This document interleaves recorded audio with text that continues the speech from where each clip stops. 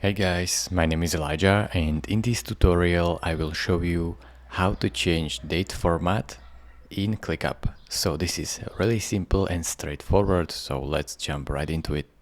First thing you will have to do is to go over to your profile picture in the top right corner and click on it.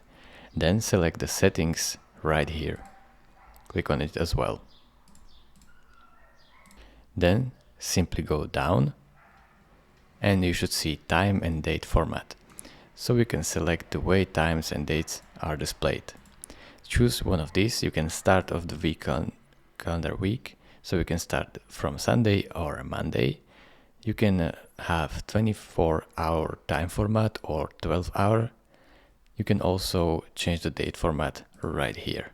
So see, you can give the month first, the day first, or the year first, whichever you like. Just select it and press save changes down here. It is really simple. Thank you for watching. If this video was helpful to you, consider subscribing and liking this video, and I will see you in the next tutorial. Bye bye.